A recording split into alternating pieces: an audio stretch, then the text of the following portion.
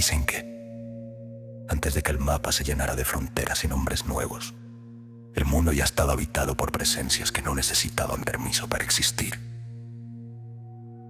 El monte no era solo monte. El río no era solo agua. La noche no era un horario, era una entidad. En ese México profundo, el nahual no nació como monstruo, sino como secreto. La palabra viene del náhuatl y se asocia con ideas como ocultarse, disfrazarse, cubrirse con otra forma. No es una especie única, es una posibilidad, la de un ser humano que guarda una segunda naturaleza y sabe usarla. Para entenderlo, hay que entrar en una visión antigua donde cada persona llega al mundo acompañada de algo invisible. Una fuerza o sombra que camina a su lado desde el nacimiento. En muchos pueblos se habla del animal compañero, el tonal, una especie de espejo vivo. Si tú estás fuerte, él también. Si eres herido, tú lo sientes. Si tú enfermas, algo en él se apaga. Para la mayoría, ese vínculo se queda en lo secreto, se sueña, se intuye. Pero para algunos, ese lazo es puerta. Ahí aparece el nahual. En unas versiones es un sabio, curandero o guía que aprendió a mover su conciencia como quien se quita una camisa y entrar en la piel de su animal compañero. En otras, es un brujo, alguien que usa la misma ciencia para torcerla y alimentarse del miedo, de la desgracia o del deseo. Las dos caras existen en el mismo mito, como si el pueblo supiera desde siempre que el poder, sin importar de dónde venga, también depende de quien lo carga por dentro. A veces el nahual se describe como protector del territorio. No protege por ternura, protege como protegen los cerros, imponiendo respeto. Puede vigilar caminos, espantar a ladrones, castigar abusos contra el monte y la milpa. También se dice que hay nahuales oscuros, esos que se cuelgan de las orillas del pueblo como espina en la garganta. Esos no cuidan, acechan. Se les culpa de animales encontrados sin vida, de niños con fiebre inexplicable, de perros que aullan como si estuvieran viendo una puerta abrirse en un tesoro y pared, de sombras que se asoman por rendijas y dejan un olor que no pertenece, mezcla de tierra mojada, humo y algo metálico. La transformación cambia según la región y la voz que lo cuente. En algunas historias el nahual aprende por herencia, como si la sangre trajera un oficio. En otras lo aprende por pacto, por envidia o por hambre de poder.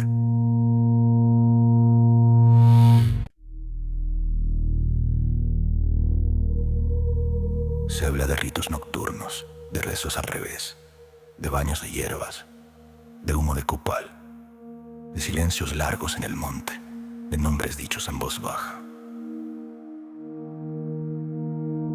Hay relatos donde la persona deja algo antes de salir, su cuerpo dormido, o una especie de envoltura, como si su humanidad quedara guardada en un rincón mientras lo otro camina. Por eso muchas abuelas dicen que no es juego seguir a un animal raro en la madrugada, porque no estás siguiendo a un animal, estás siguiéndote a ti mismo hacia una parte del mundo donde lo humano se vuelve negociable. El nahual casi nunca se revela con espectacularidad. Su forma preferida es la duda. Por eso se le reconoce por pequeñas fallas. Un perro que mira demasiado fijo, como si entendiera frases completas. Un coyote que no huye, que espera. Un guajolote que aparece en el mismo sitio, a la misma hora, como si estuviera contando pasos. Un burro que voltea sin mover el cuerpo, solo los ojos. Se dice que lo delata la mirada, porque no es mirada de animal, es mirada de intención. También lo delatan cosas que no encajan, huellas que empiezan como pezuñas y terminan como dedos. El silencio de los grillos cuando pasa, la reacción de los perros, esa manera de doblar la noche como si la noche lo reconociera. Hay una creencia muy repetida: si logras herir a la bestia, al día siguiente alguien del pueblo aparece lastimado. No siempre el culpable es el que te cae mal. A veces es el que menos imaginabas, el que saluda bien, el que te vende pan, el que te prestó una herramienta, el que te dio agua. Ahí está lo verdaderamente inquietante de la leyenda. El nahual no vive afuera del pueblo, vive dentro, mezclado en la rutina, en lo cotidiano, en la confianza. Con la llegada del catolicismo y la colonia, muchas comunidades empezaron a nombrar al nahual con palabras nuevas y a cargarlo de culpa. Se le mezcló con la idea europea de la brujería, con el diablo, con la condena. Eso endureció el mito. Lo que antes podía ser un guardián o un especialista del mundo invisible, en muchos relatos quedó marcado como amenaza. Pero el mito no se dejó domesticar del todo. En algunos lugares aún se habla de nahuales que curan, que encuentran a los perdidos, que cortan enfermedades que la medicina no entiende. Solo que su ayuda no es gratis, no porque cobren, sino porque toda cura en el mundo antiguo tiene un costo. Algo de ti cambia para siempre cuando la realidad te demuestra que no es solo lo que ves. Por eso los consejos tradicionales suelen parecer simples, pero no lo son. No lo sigas, no lo nombres, no lo mires fijamente. No te burles, no presumas que no crees. Porque el nahual, más que una criatura, es una frontera. Y hay fronteras que se ofenden cuando las pisas como si no existieran.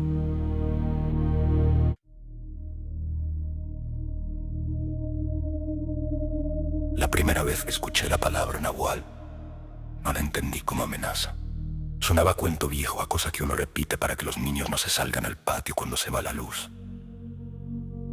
Yo tenía años sin volver al pueblo y lo miraba todo con esa arrogancia tranquila de quien cree que ya se graduó del miedo. Regresé por el velorio de mi tío Mateo. La casa olía a cera, a café recalentado y a flores que se marchitan más rápido cuando hay tristeza. Afuera el monte se quedaba quieto, como si también estuviera haciendo guardia. En el patio ladraban los perros con una rabia desordenada, pero no ladraban hacia la calle. Ladraban hacia la milpa. Mi tía Lupe me vio viendo y me jaló el brazo con fuerza de madre, aunque ya no me tocaba. No mires para allá, me dijo, no le des cara. Yo me reí con la boca, nada más. Ella no se rió ni tantito. No es para que te rías. Desde hace semanas anda rondando. Se le siente en la madrugada. Los perros lo huelen y se les mete una desesperación como si algo les jalara el alma. Esa noche, entre rezos y murmullos, escuché por primera vez la versión que mi familia guardaba como se guarda un cuchillo envuelto en tela. Decían que mi tío no murió de viejo ni de enfermedad. Decían que lo fueron adelgazando las noches, que amanecía con moretones donde no se golpeaba, que se quedaba viendo la puerta como si esperara a alguien, que una vez despertó gritando porque soñó con un perro parado en dos patas respirándole en la cara como si el animal estuviera aprendiendo a pronunciar su nombre. No quise preguntar más. En el pueblo preguntar es como empujar una piedra en la ladera. No sabes a quién le cae encima. Cerca de las 3 de la mañana el silencio cambió. No es que se hiciera más silencio. Es que el silencio se acomodó distinto, como cuando alguien entra a un cuarto y aunque no lo mires, sabes que ya no estás solo. Los perros dejaron de ladrar. Ese detalle me lo más que cualquier historia. Un perro puede ladrarle a la muerte, pero si se calla es porque la muerte ya le contestó. Me asomé por la ventana. La luna estaba alta, amarilla, con ese brillo que parece enfermo. La milpa se veía como un mar negro espeso. Y entonces lo vi. No era grande. No era monstruoso. No tenía ojos rojos ni espuma ni colmillos de cuento. Era solo un perro negro parado al borde del sembradío, tan quieto que parecía recortado contra la noche. Lo raro no era el perro. Lo raro era cómo me miraba. Yo he visto perros mirarte con hambre, con miedo, con cariño, con enojo. Es por otra cosa. Era tálculo. Era como si me estuviera midiendo por dentro. Como si buscara una costura. Quise cerrar la cortina, pero me quedé ahí en esa necedad humana de querer confirmar el horror con los propios ojos. Como si verlo lo hiciera menos real. El perro levantó el hocico, olfateó el aire y luego hizo algo que me dejó sin saliva. Sonrió. O como sonríe un animal. Sonrío como sonría alguien que por fin encuentre quien vino a buscar. No fui hacia atrás ir a hacer ruido. Debí que era cansancio, que de luz hacía ondas raras, que la muerte en una casa vuelve todo sospechoso. Volví a la cama y traté de dormir con los ojos cerrados a la fuerza, como si los párpados fueran una puerta con seguro. Entonces lo escuché. Un rasguño despacio, debajo de la ventana, como uñas probando madera. Luego otro, más largo. Después un resoplido que no sonaba perro. Sonaba pecho humano cansado. Me quedé inmóvil. En mi cabeza apareció la voz de mi tía, seca y mandona. No la descara. El rasguño se detuvo. Pasaron segundos largos, muy largos, como si el tiempo también estuviera esperando. Y entonces, pegadito al vidrio, una voz dijo mi nombre. No lo gritó, no lo susurró. Lo dijo como se dice una cosa cotidiana, como si ya me conociera desde antes de que yo supiera que existía. Mi cuerpo quiso responder antes que mi razón, porque así funciona el miedo. Dejar el instinto de la lengua, me mordí por dentro y no dije nada. La voz repitió mi nombre con una paciencia vieja. Luego escuché pasos. No patas, pasos. Cruzaron el patio despacio como quien no tiene prisa porque sabe que tarde o temprano le van a abrir. Los pasos se alejaron hacia la milpa y con ellos se fue el aire. Cuando por fin pude respirar, me ardían los ojos como si hubiera llorado sin darme cuenta. Al amanecer, la casa era otra. De día todo parece posible, incluso la negación. Los perros estaban tirados, agotados, con las orejas pegadas. Mi tía me vio la cara y supo sin que yo dijera. «Ya lo escuchaste», dijo. No le contesté. Ella se persignó con una rapidez automática. «No salgas solo», me advirtió. «Y si lo ves, no le sigas el juego. Lo que quieres es que lo mires de veras, que lo reconozcas. En cuanto lo reconoces, te agarra de ahí». Me quedé con esa frase en la cabeza. Te agarra de ahí, como si el reconocimiento fuera una cuerda. Ese día hubo entierro y hubo visitas y hubo comida que nadie quiso. Y en medio de lo normal, lo extraño se colaba. Un gallo cantó a mediodía. Una mosca se quedó dando vueltas alrededor de mi oído como si fuera un mensaje. La sombra de un árbol parecía no querer despegarse de la puerta. Por la tarde fui al corral a buscar una pala que mi primo me pidió. No debí ir. Lo supe desde que crucé el patio y sentí esa misma diferencia en el aire, como si entrara a un lugar donde las cosas no velecen igual. En el rincón del correpiso había un costal viejo, húmedo apretado contra la pared. Olía humo y a tierra, y algo más como sudor frío. Lo moví con la punta del pie y se me subió el estómago a la garganta. No era un costal, era piel negra como de perro, acomodada como si alguien se la hubiera quitado con cuidado.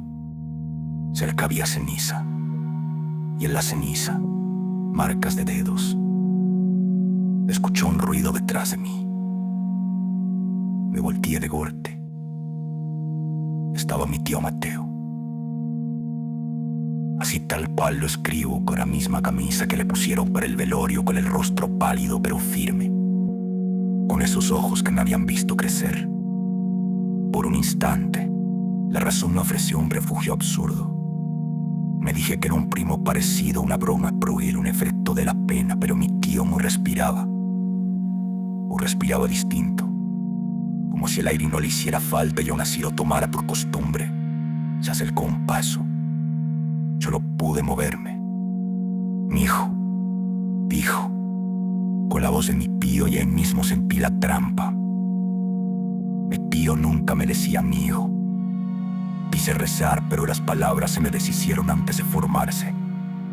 Quise gritar, pero el sonido se quedó encerrado en mi pecho. Mi tío levantó la mano y me tocó la frente con 2 dedos. Estaban fríos, pero no era frío de muerto. Era frío de piedra en arroyo. A ti te toca, dijo y sonrió con una ternura que no pertenecía a ese gesto.